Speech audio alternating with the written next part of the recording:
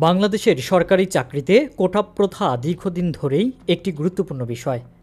সময়ের সাথে সাথে এই কোটা ব্যবস্থায় অনেক পরিবর্তন এসেছে এবং বর্তমানে এটি একটি সংবেদনশীল আলোচনা ও আন্দোলনের কেন্দ্রবিন্দুতে পরিণত হয়েছে।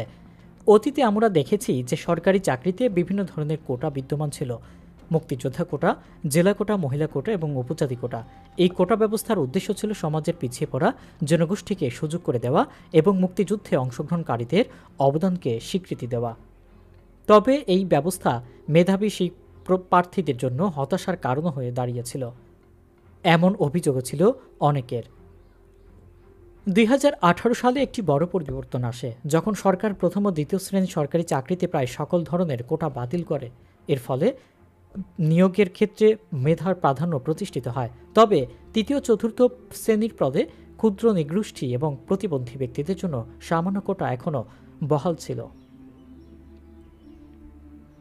এই পরিবর্তন বেশিদিন স্থায়ী হয়নি। 2024 সালের মাঝামাঝি সময়ে হাইকোর্ট বাতিলকৃত কোটা পুনর্বহাল করার রায় দেন।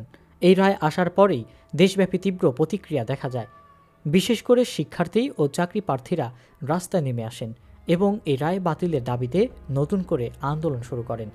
তাদের মূল দাবি ছিল মেধার ভিত্তিতে নিয়োগ এবং কোটার পরিমাণ কমিয়ে আনা। এই আন্দোলন খুব দ্রুত একটি জাতীয় ইস্যুতে পরিণত হয়। বিভিন্ন বিশ্ববিদ্যালয় ও কলেজের শিক্ষার্থীরা একত্রিত হয়ে বৈষম্য বিরোধী ছাত্র আন্দোলন নামে একটি প্ল্যাটফর্ম তৈরি করে। তারা লাগাতার বিক্ষোভ, মানববন্ধন এবং অবরোধের মাধ্যমে তাদের দাবি জানাতে থাকে। তাদের স্লোগান ছিল এক দফা এক দাবি, কোটা নট কাম ব্যাক।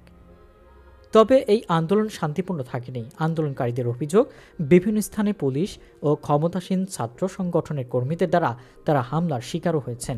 এতে অনেকেই আহত হয়েছেন এবং বেশ কিছু ধরপাকড়ের ঘটনাও ঘটেছে। সরকার প্রথমে কঠোর অবস্থান নিলেও শিক্ষার্থীদের অনড় মনোভাবের কারণে পরিস্থিতি ক্রমশ উত্তপ্ত হতে থাকে। জুলাই মাসের মাঝামাঝি সময়ে এই আন্দোলন আরও বেগবান হয় এবং এক পর্যায়ে সরকারের পদত্যাগের দাবিতে রূপ নেয়। বিভিন্ন রাজনৈতিক দল এবং সাধারণ মানুষও এই আন্দোলনে সমর্থন জানায়। দীর্ঘদিনের অচল অবস্থা এবং ব্যাপক জনসমর্থনের মুখে গত 5 আগস্ট তারিখে তৎকালীন সরকার পদত্যাগ করতে বাধ্য হন। আন্দোলনের দেশে ডিপ্লোমা প্রকৌশলী শিক্ষার্থীরা রাস্তায় আটক। মার্চের 11 তারিখে আদালত এক যুগান্তকারী রায় দিয়েছিলেন। সে রায়ে বলা হয়েছে এমবিবিএস এবং বিটিএস ছাড়া কেউ নামের আগে ডাক্তার লিখতে পারবেন না। কিন্তু এক্ষেত্রেও এদেশে প্রকৌশলী বা ইঞ্জিনিয়াররা অনেক উদার।